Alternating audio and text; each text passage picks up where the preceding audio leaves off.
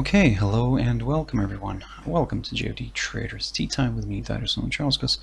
Today is the 21st of January 2020, so yep, welcome everyone. Welcome to this Tuesday's afternoon session where we're going to have a quick look at the markets, a few of the charts, the usual stuff. But before we do that, as always, let's quickly have a read through our risk disclaimer. So, the content we produce does not constitute investment advice or investment recommendation, should not be considered as such, and does not in any way constitute an invitation to acquire any financial instrument or product. As always, a few seconds for you to read the rest, and we can continue.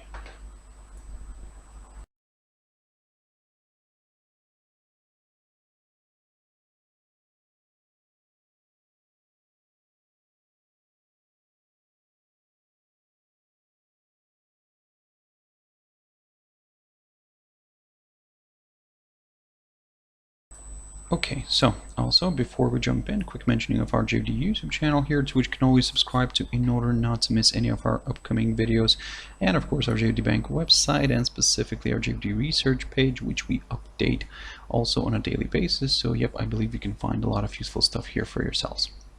Now then, let's jump into the charts. Now the first one on the session here is the S&P 500. Now, of course, as you know, yesterday the US markets were closed, but today we'll have a nice opening gap here to the downside, because looking at the cash index, we're seeing that the price is currently balancing near the 3,315 mark.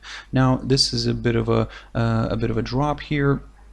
So from, as you can see, this is where the index finished on Friday near the 3,329 zone, and like I said, today, yep, due to of course the coronavirus outbreak in China, the Asian markets are down and kind of pulling the US equity markets as well. So in a way, we're expecting maybe a bit of declines here, and maybe a bit of a correction here to the downside. And looking at this 4-hour chart, you can see that overall we are still trading above this upside support line taken from the low of the 3rd of October. So in a way, any kind of move lower here could still be seen as a temporary correction before another leg of buying. So that's why, guys, for now, although we could see a bit of a decline, still be very careful here, because the overall kind of trend is still to the upside. So and the way we could look at this one from the very short-term perspective,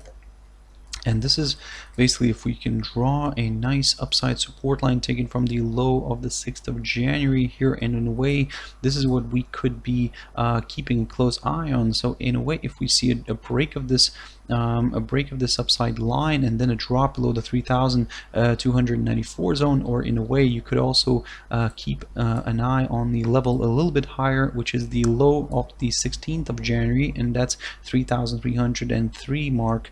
So if we get a drop below this, then well, in a way it increases the chances of a deeper move lower.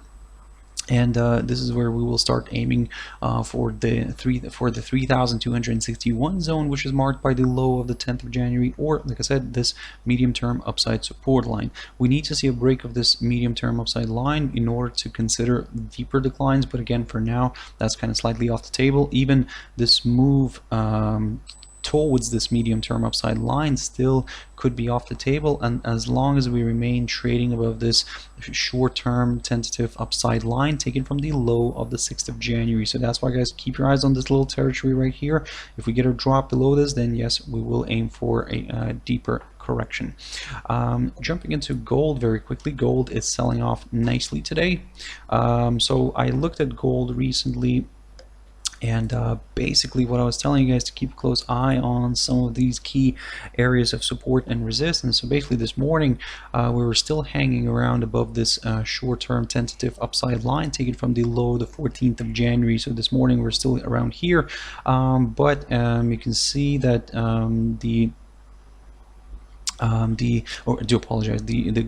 gold did already break below this level here, below this upside line. So what I was saying, that if it remains trading below this upside line, then yes, further declines are possible. For now, this is the case, and basically it's moving nicely towards the our next potential area of support near the 1540 or the 1535 zone. So keep your eyes on this. You can see that previously in mid-January it acted as a well, actually now it's in mid-January still, but on the 14th of January, the 1535 level acted as a fantastic area of support. So that's why initially we'll target that area.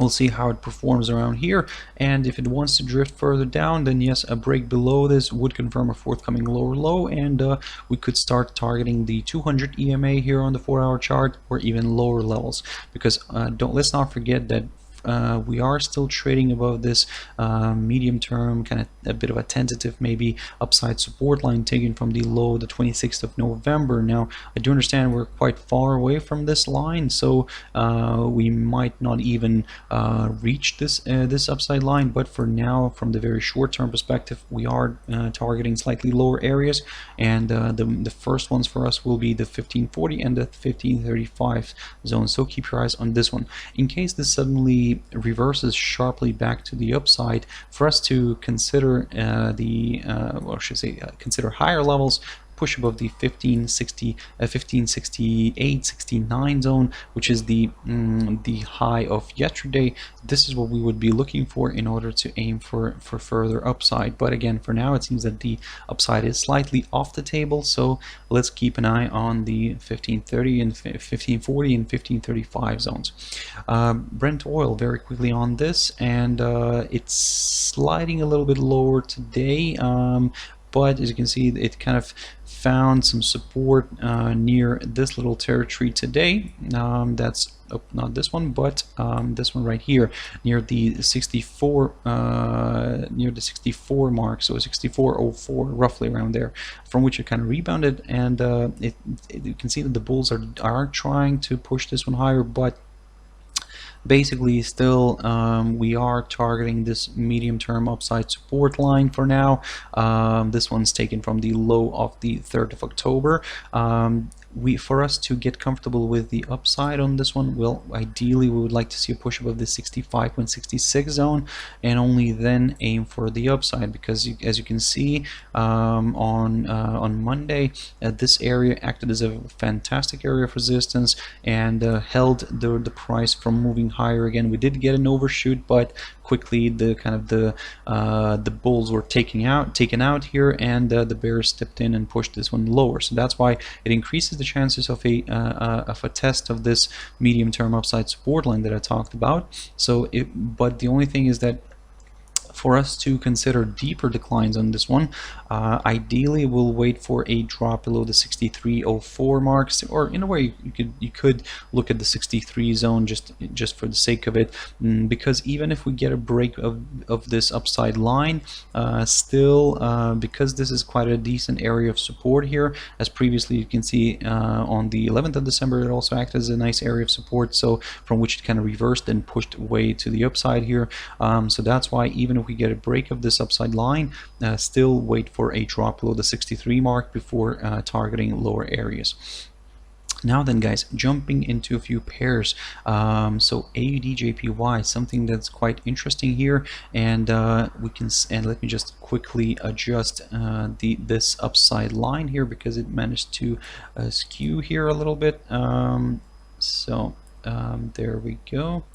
So guys, now the pair continues to balance above this this medium-term upside support line, a bit of a tentative line, of course, because you can see that we didn't quite really have any touches here. We only had one touch here back in December, and also we didn't have kind of an overshoot here on in the beginning of January, but as you can see, it quickly kind of traveled back above it. So for now we're going to keep an eye on this line, and but the main focus will be on some key areas of support and resistance. So given that this morning we did have a nice drop here to this upside line, we tested it. You can see that the 200 EMA here on the 4-hour chart also held the rate nicely from moving lower. So in a way, for now, kind of everything's leaning more towards the upside. but again, we'll be very careful here and cautious, just in case this is just seen as a temporary correction before another leg of selling. But then again, for us to get excited about the downside, well, we'll wait for another break of this upside line and a drop below the 75.20 zone, and only then we will aim for further declines. In terms of the upside here, we need to see a push above the 75.81 zone, which is the high of yesterday, and sorry, the intraday swing high of yesterday, and only then we will consider a possible move back to the upside. But again, we'll still be very careful around here, because one of these levels, one of these highs could also act as a fantastic area of resistance. So that's why we'll start considering the upside if we get a push back above the 75.81. We'll start aiming for the 76.25 zone, which is the high of the 16th of January.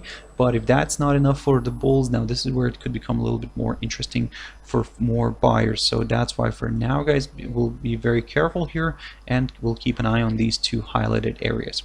USDCAD now, not much has changed since last time I've looked at this one, and basically USDCAD continues to trade in the little range here. So on the downside, basically probably the more important level is on the downside here, the 1.3025. As you can see, this area is acting as a fantastic area of support. So that's why we need to see a drop below this level before we could consider a deeper move to the downside here, targeting the 1.2972 or even the 1.2948 zone, which is the lowest point of December. So that's why, guys, for now, all eyes are on these two, on this level here on the downside. And of course on the upside, I do have this level here.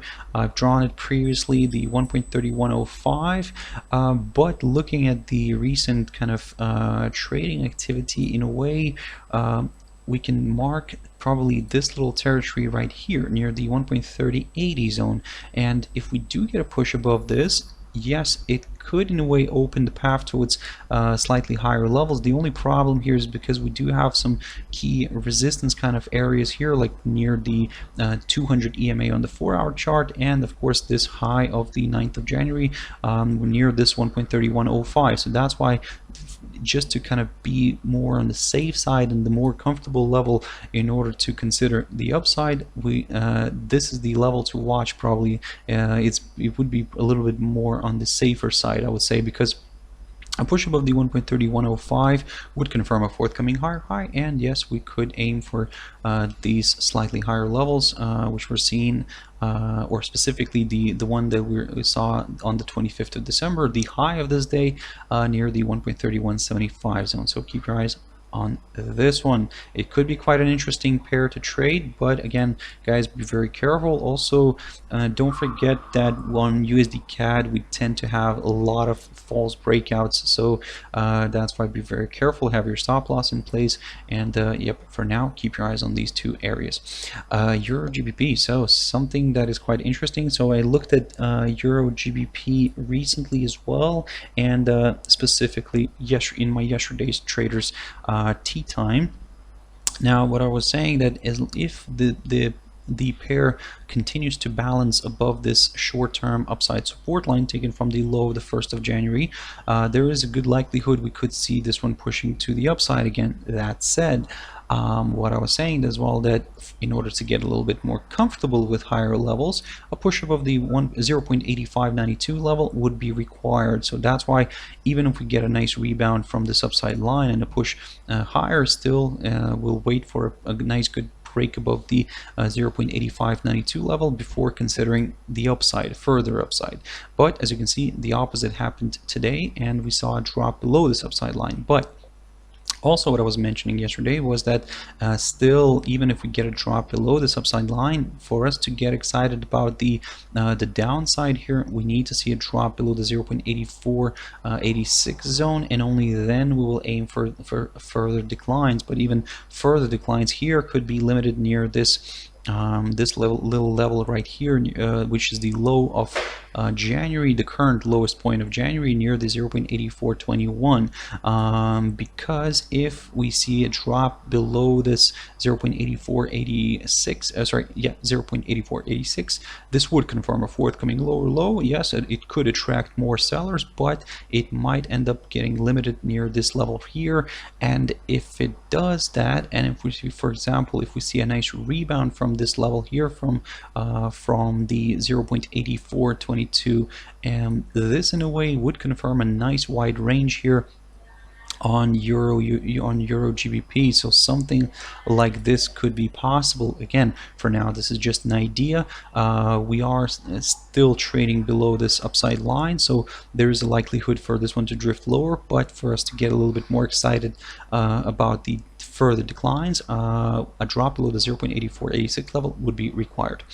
And the last pair for the session is always euro dollar.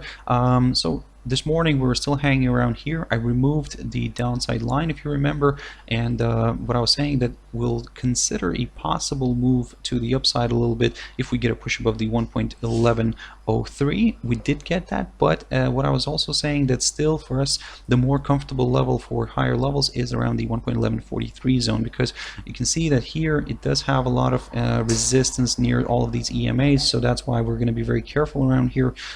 Yes, the fact that it managed to push back above the 1.1103, that's a good sign, but again, we'll probably stick to our guns here, and probably will wait just for a nice push back above the 1.1143 zone, at least above that, before kind of considering a possible move back to the upside. Until then, all this territory right here could be tricky, so that's why don't kind of the bulls should not probably have their hopes up. Well, and because again, like I said, we could find some resistance around here near these EMAs, and then we could see another slide lower. So in a way, how you could look at this one, if it suddenly, let's say, it travels back below the 1.1103, be very careful. We might have a test of this medium-term upside support line that I've talked about previously in all my videos. So keep your eyes on this one, guys. Okay guys, I really hope you found it useful. Thank you very much for sticking around and watching it till the end. If you want to join me tomorrow morning, as always, at my Traders Espresso, that's 7 o'clock GMT time. For now, I hope you have a beautiful evening, guys, and I'll see you later. Thank you very much, and bye-bye.